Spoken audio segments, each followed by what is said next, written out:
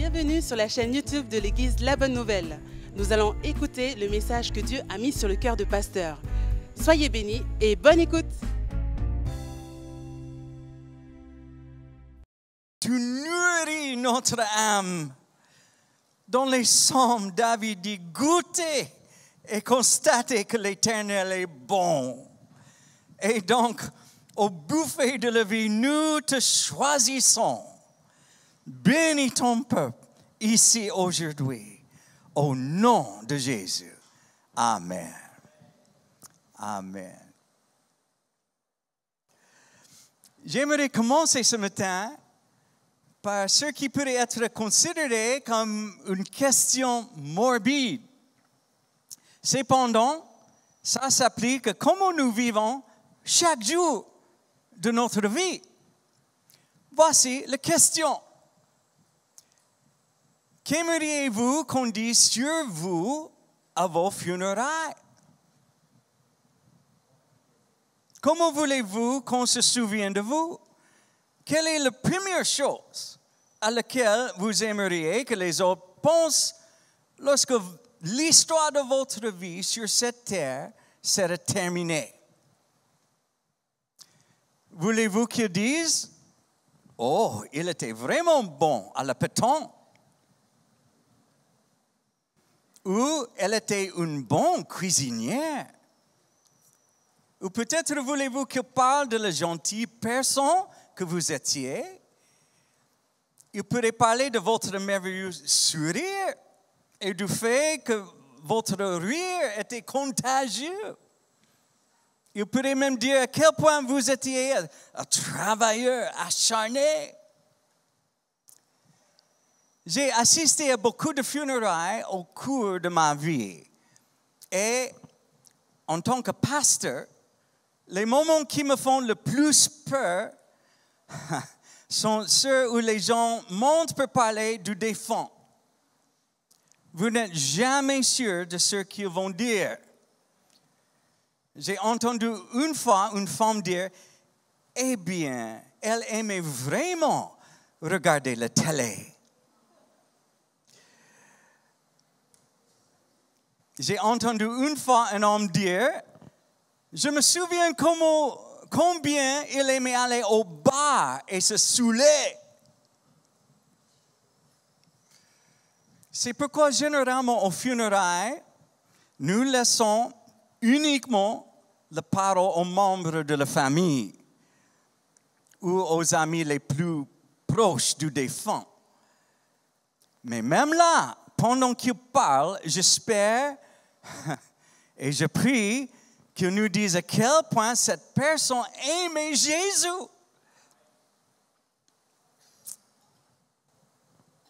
J'aime entendre parler de leur sourire et de leur cuisine aussi, mais mon plus grand espoir est qu'ils aient été des disciples de Jésus.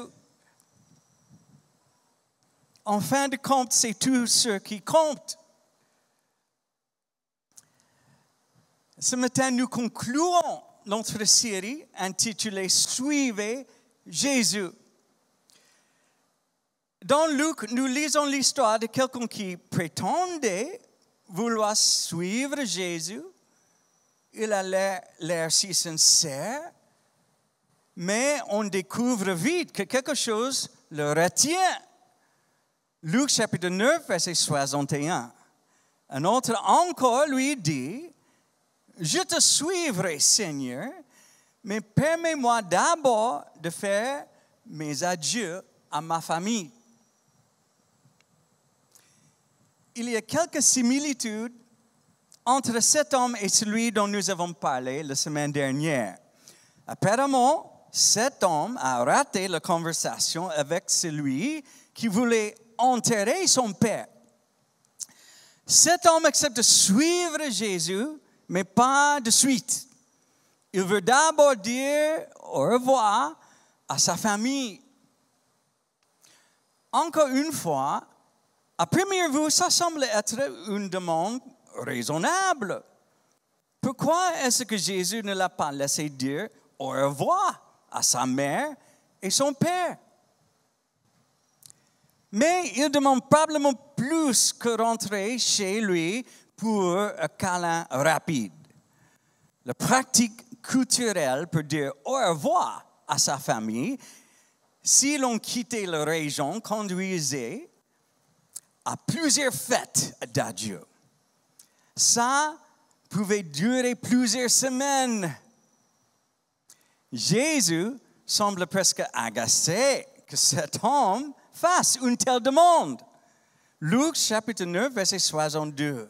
Jésus lui répondit, « Celui qui regarde derrière lui au moment où il se met à labourer avec sa charrue n'est pas prêt pour le royaume de Dieu. » Jésus utilise l'analogie de quelqu'un labourant à champ. Ce travailleur n'accorde pas toute son attention à son travail. Au lieu de cela, il regarde en arrière. Jésus sait que la demande de cet homme révèle où se trouve réellement son cœur. Ce n'est pas que suivre Jésus n'était pas important pour cet homme, mais suivre Jésus n'était pas sa priorité absolue. À moins que cet homme ne soit prêt à tout laisser derrière lui, ça ne fonctionnera tout simplement pas. Cet homme est comme tant d'autres que nous avons étudiés. Il veut suivre Jésus, mais pas avec tout ce qu'il a.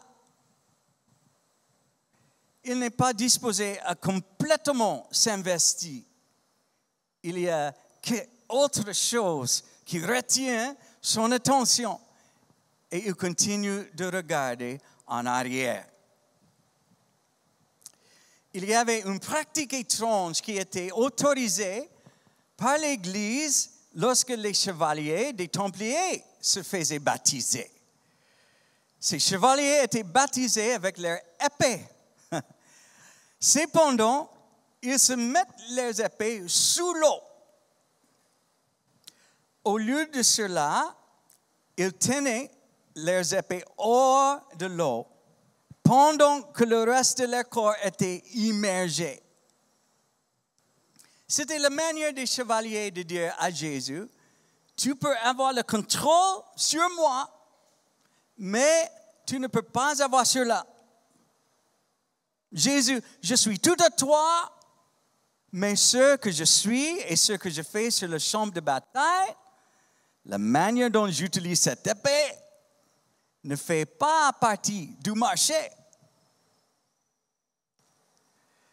Si c'était toujours une pratique aujourd'hui, on verrait peut-être aussi des choses être tenues hors de l'eau. Je doute qu'aujourd'hui, on verrait une épée. Mais il se pourrait que beaucoup tiennent le portefeuille en eau. Certains tiendraient une télécommande.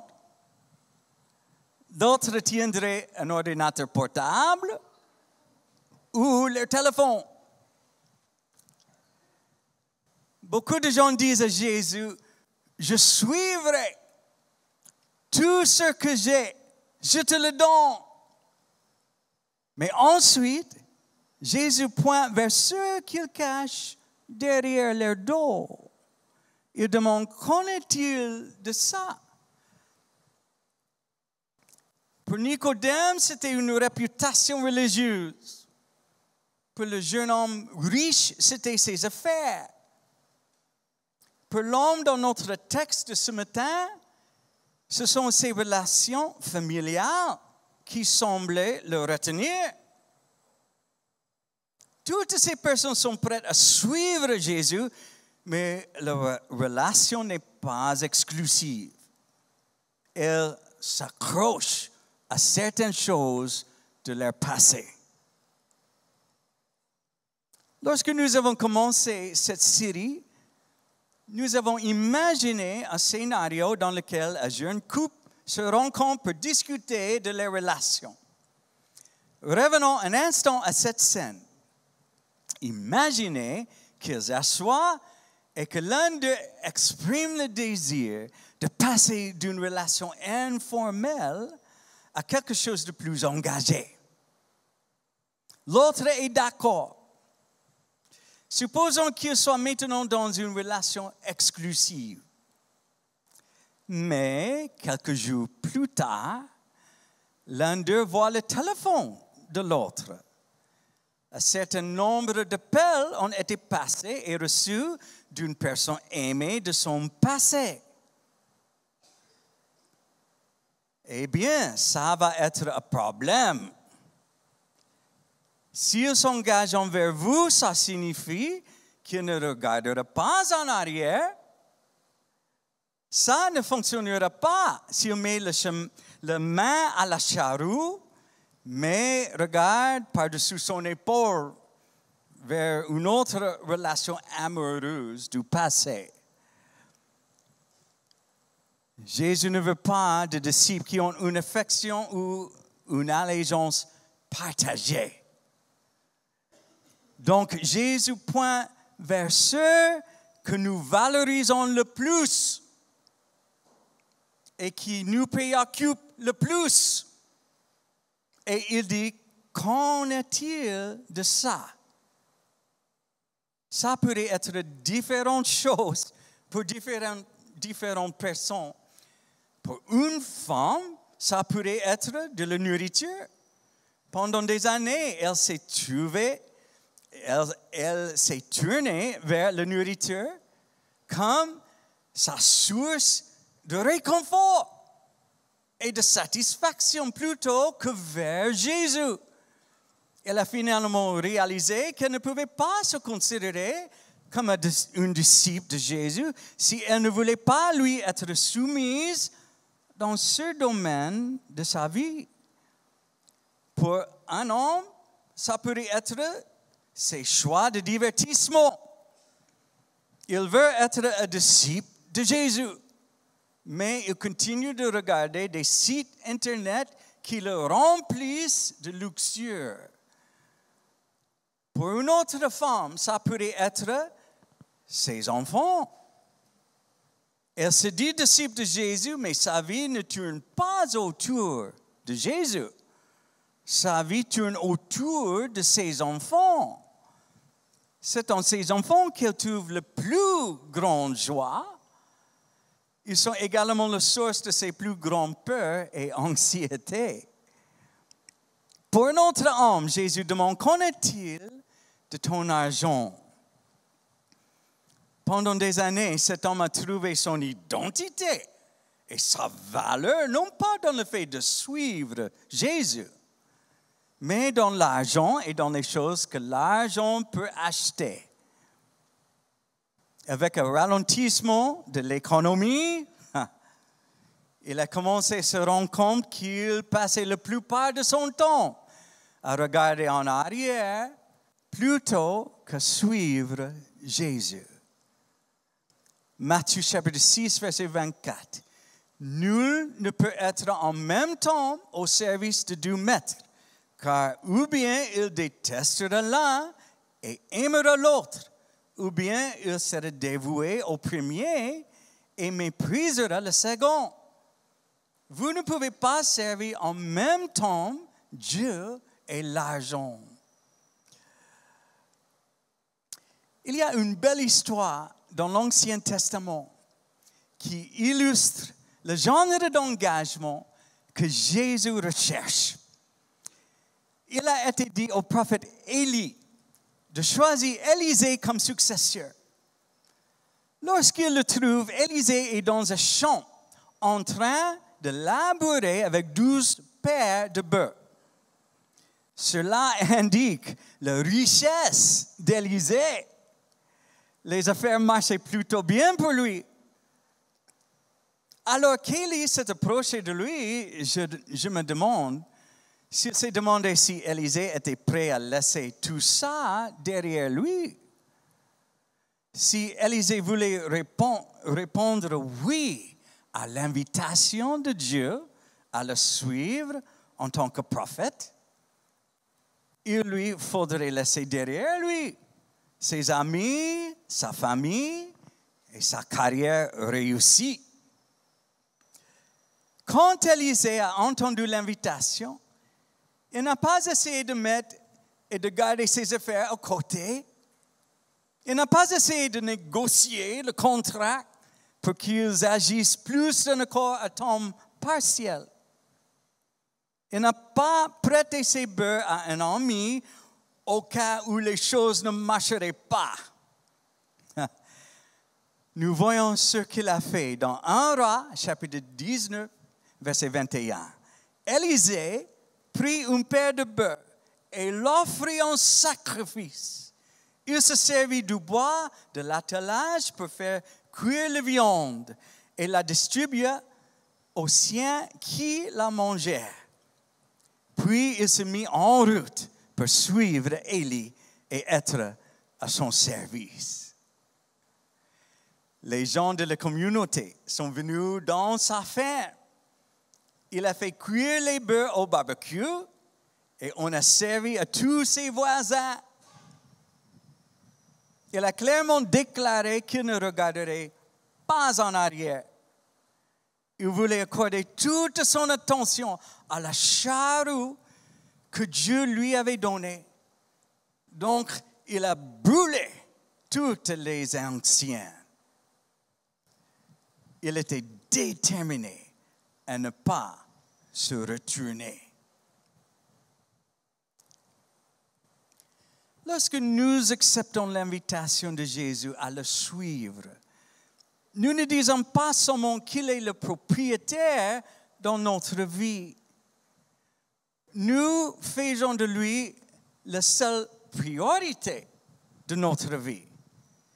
Il nous veut désespérément, mais il ne veut pas nous partager. Il n'acceptera rien de moins que toute notre attention et notre engagement total.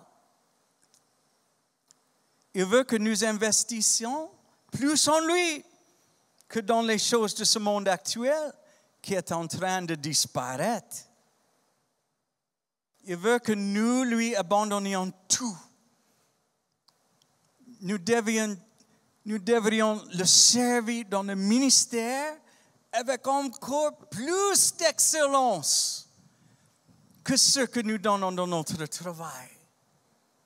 Il veut que nous montrions plus de joie et d'énergie lorsque nous l'adorons que lorsque nous regardons un grand match avec nos amis. Psaume chapitre 103, verset 1. Mon âme bénit l'Éternel, que tout ce qui est en moi bénisse son saint nom. Tout. Psaume chapitre 100, verset 1 et 2. Poussez vers l'Éternel des cris de joie, vous tous habitants de la terre. Servez l'Éternel avec joie. Venez avec allégresse en sa présence. Quelqu'un pourrait dire, pasteur, n'es-tu pas en train d'exagérer un peu? N'est-ce pas être un peu fanatique? Pensez à la façon dont Dieu nous aime. Est-ce qu'il nous aime simplement avec un doux sourire et une tape dans le dos? Non. Jésus nous aime tellement qu'il est mort pour avoir une relation avec nous. Il ne partagera notre cœur avec personne. Jésus n'acceptera rien de moins que notre dévotion totale et l'affection de notre cœur. Il n'a fait aucun compromis lorsqu'il est venu et a donné sa vie pour nous. Et maintenant, il ne fait aucun compromis alors qu'il nous demande de faire de même. Jean chapitre 15, versets 13 et 14. Il n'y a pas de plus grand amour que de donner sa vie pour ses amis. vous êtes mes amis si vous faites ce que je vous commande. Maintenant, s'il vous plaît, écoutez attentivement.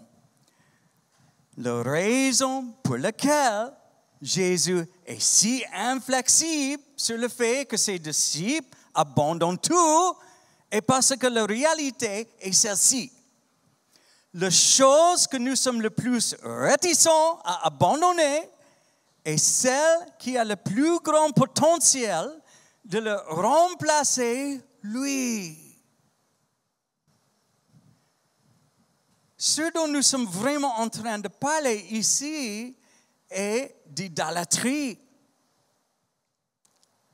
Nous devons suivre Jésus qui est devant nous. Mais lorsque nous nous retrouvons à regarder derrière nous, nous révélons que nous le remplaçons avec quelque chose ou quelqu'un d'autre. Finalement, lorsque nous abandonnons cette chose, nous découvrons la satisfaction qui vient du fait de suivre Jésus et qui a toujours manqué lorsque nous retenions cette chose. Je sais qu'il y a une réticence à être entièrement investi et à donner tout et n'importe quoi à Jésus. Nous avons peur de ce que nous allons perdre. Mais Jésus dit, est-ce que tu m'aimes? Est-ce que tu me fais confiance? Alors, abandonne tout et viens me suivre. Échangez tout ce que nous avons contre tout ce qu'il offre est la meilleure affaire que nous puissions conclure.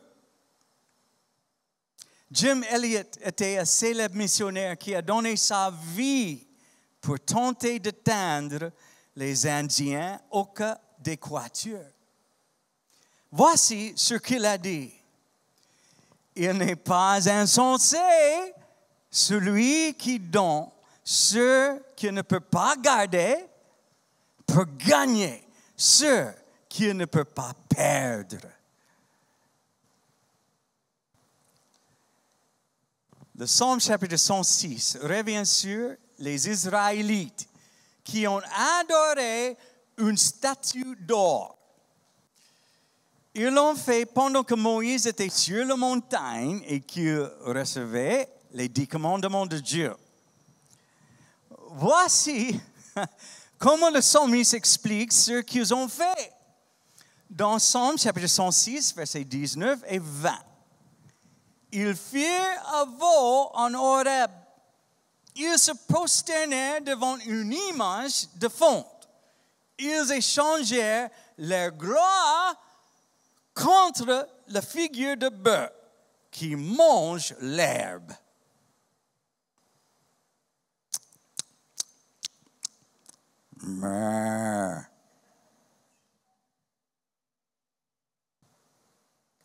Ils échangèrent leur gloire contre la figure de bœuf qui mange l'herbe. Ce n'est tout simplement pas un bon échange. Mais lorsque nous retenons quelque chose, nous nous accrochons à ce que nous refusons d'abandonner. Et ce faisant, nous perdons l'opportunité de suivre Jésus. De nos jours, cette idole peut prendre plusieurs formes. Elle peut même apparaître dans les choses innocentes en apparence. Mais ces choses peuvent devenir la grande passion de nos vies. Certains s'accrochent tellement à leur rêve de posséder une voiture ou un bateau en particulier. D'autres s'accrochent à leur travail plus que toute autre chose dans leur vie. Pour certains, leur vie ne serait pas complète s'ils ne sont pas propriétaires d'une maison. Pour d'autres, ils vivent pour des événements sportifs. S'il vous plaît, comprenez qu'aucune de ces choses n'est mauvaise ou constitue un péché en soi. Mais pour trop de gens, ces bonnes choses se transforment en idoles. Elles sont devenues trop importantes et elles nous empêchent de suivre Christ de tout notre cœur. Augustin a qualifié ces choses d'amour désordonné. Elles pourraient être légitimes, mais elles ne sont pas dans le désordre dans nos vies.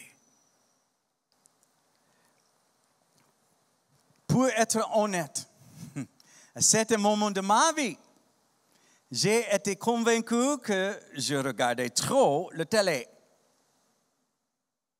Il n'y a rien de mal à s'asseoir un moment pour se détendre en fin de journée, mais lorsque ça commence à prendre une grande partie de votre temps, ça peut devenir un problème. Dieu a de meilleures choses pour moi que ça.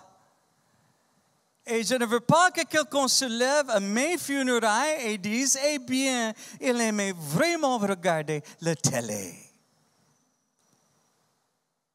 Je ne trouve pas cela particulièrement inspirant. Quelqu'un pourrait dire, eh bien, je ne regarde pas beaucoup la télé. Mais laissez-moi vous demander ceci. Quelle part de votre temps et de votre attention accordez-vous à votre téléphone ou à votre ordinateur? Vous voyez, quelque chose menace toujours de nous consumer. Nous commençons en tant que consommateurs, mais finissons par être nous-mêmes consommés. Cela arrive souvent de manière très subtile au fil du temps. Nous ne réalisons même pas à quel point nous donnons de nous-mêmes à ces choses. Soudainement, nous recevons un rapport indiquant combien d'heures nous avons passé en ligne cette semaine. Et nous sommes étonnés. Nous devrions comparer cela au nombre d'heures que nous avons passées dans la parole de Dieu cette semaine. Parfois, nous avons besoin de ces appels au réveil. Ce n'est pas mon intention d'être légaliste. Je ne vais pas vous crier dessus si je vous vois sur votre téléphone. Et j'espère que vous ne me crierez pas dessus comme vous me verrez sur le mien. Cependant, il est bon de considérer combien de temps nous accordons aux choses ou aux personnes par rapport au temps que nous accordons à Jésus. Il semble que cet homme dans Luc chapitre 9 ne soit pas devenu un disciple de Jésus parce qu'il a fait passer sa famille avant le fait de suivre Christ. Et peut-être que lorsqu'il est décédé, quelqu'un s'est levé et a dit à son sujet, c'était un homme de famille. Rien ne comptait plus pour lui que la famille. Il a toujours mis sa famille en premier. Et peut-être que ceux qui étaient assis là se sont dit, quelle merveilleuse façon de se souvenir de lui. Il a mis sa famille en premier. Mais nous savons qu'un jour, dans la vie de cet homme, il s'était retrouvé face à face avec le Fils de Dieu. Et il a eu l'opportunité de devenir son disciple.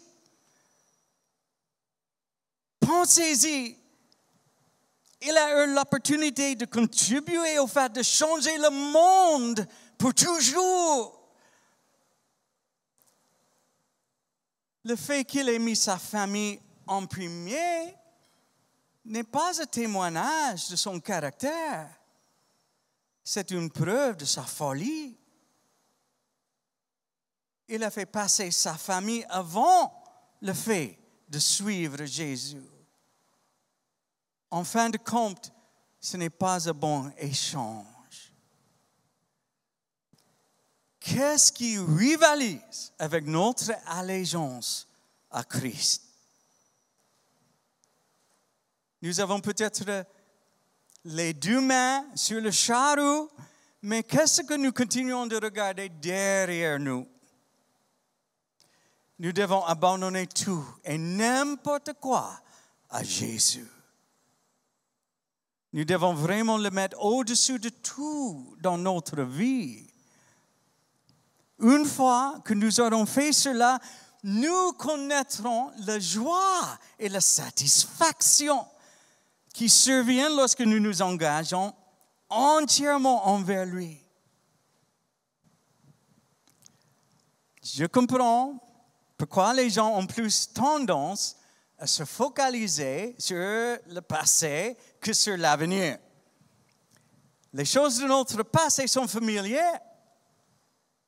Nous devenons sentimentaux en repensant à tous les souvenirs.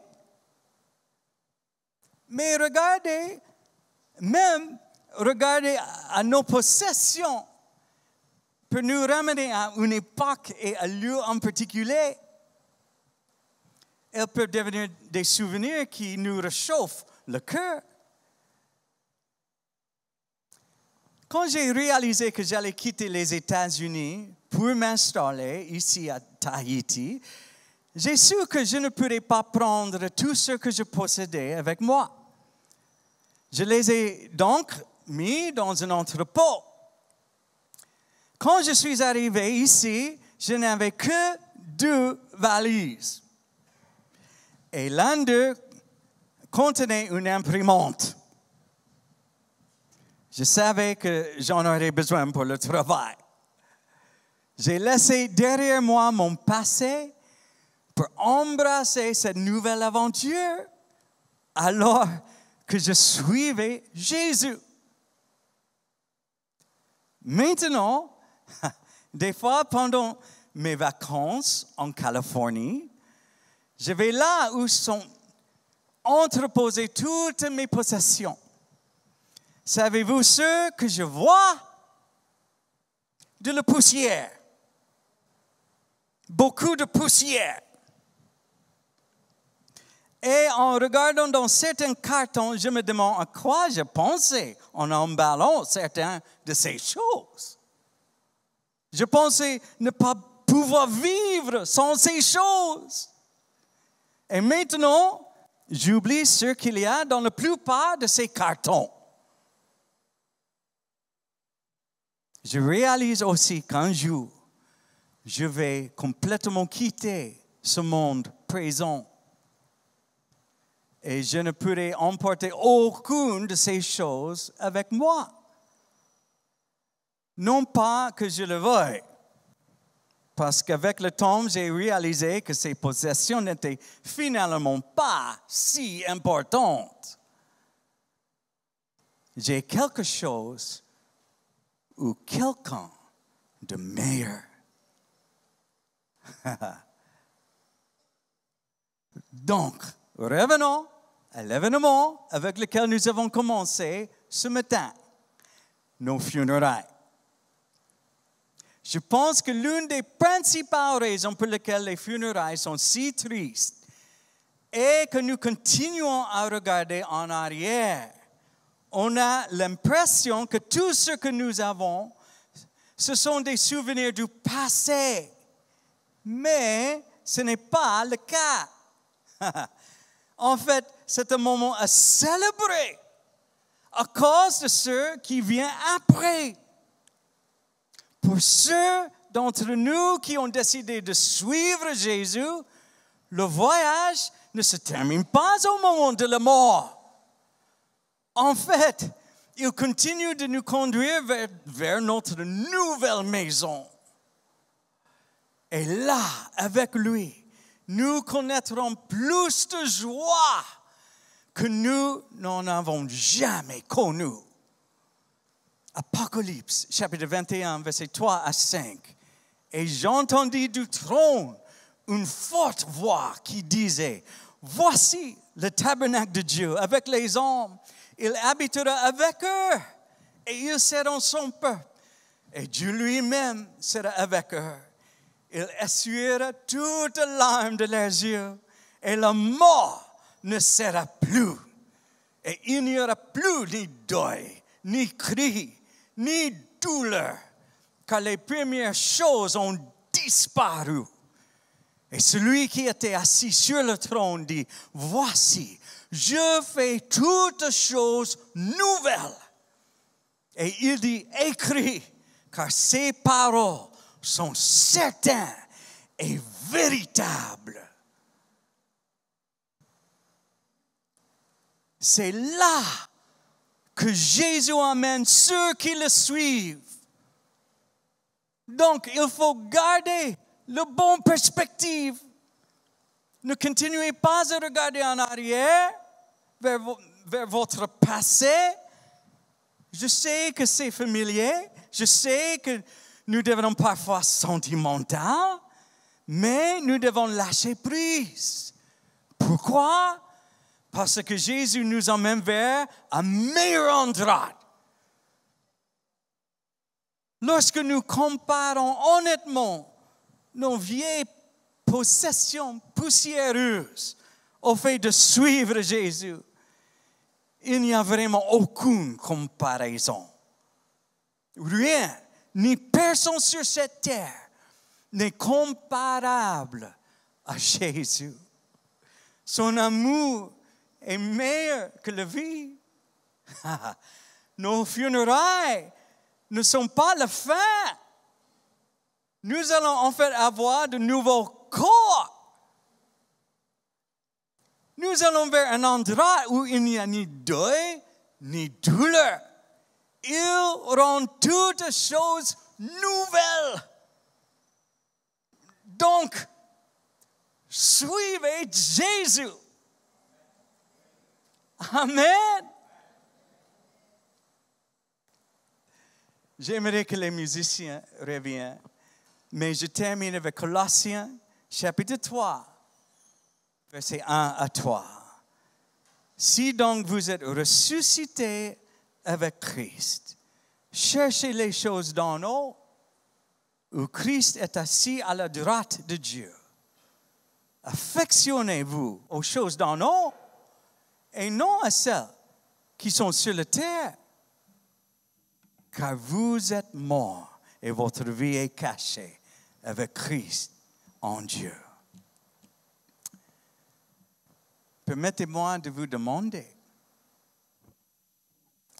avez-vous l'impression de plus regarder en arrière qu'en avant? Cela pourrait ne pas vous sembler grave, mais ça l'est pour Jésus. En fait, cela disqualifie les gens du service dans le royaume de Dieu. Je sais que le changement n'est pas toujours facile, mais voici la vérité, que cela nous plaise ou non, le changement est inévitable dans cette vie. Mais ce qu'il y a de merveilleux dans le fait de suivre Jésus, et qui nous aide à naviguer dans tous ces changements, même à quitter cette vie pour la suivante. Donc, il est temps d'abandonner votre passé et de poursuivre tout ce que Dieu a pour vous aujourd'hui et dans le futur. S'il vous plaît, inclinez la tête et fermez les yeux.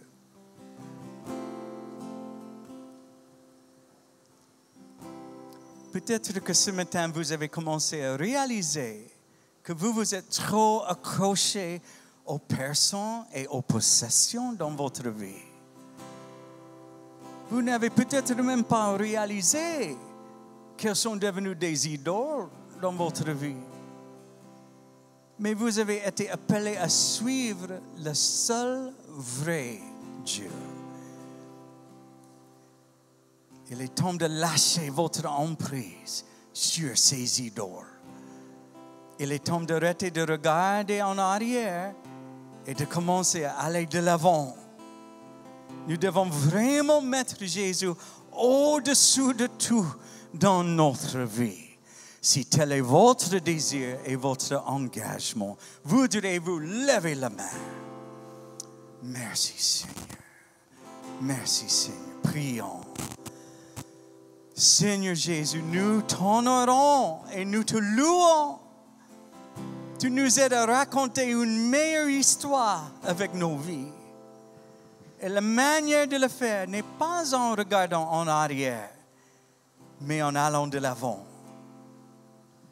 Trop souvent, nous avons été distraits et même emprisonnés dans notre passé. Mais tu nous as appelés à te suivre. Et donc, c'est ce que nous allons faire. Nous nous détournons désormais de ces choses qui sont devenues des idoles dans nos vies. Nous nous abandonnons entièrement à toi. Tu nous as appelés à une toute nouvelle vie. Et tu nous conduis vers un meilleur endroit. Nous fixons notre cœur et notre esprit sur les choses d'en haut. Conduis-nous, Seigneur, dans une vie remplie de fruits et de joie. Sois glorifié dans nos vies. Au nom de Jésus. Amen. Merci d'avoir suivi le message. Nous vous invitons à nous rejoindre en présentiel. Pour plus d'informations, je vous invite à cliquer sur le lien mis en descriptif de cette vidéo. N'hésitez pas à mettre un like et à vous abonner. À bientôt à l'Église La Bonne Nouvelle.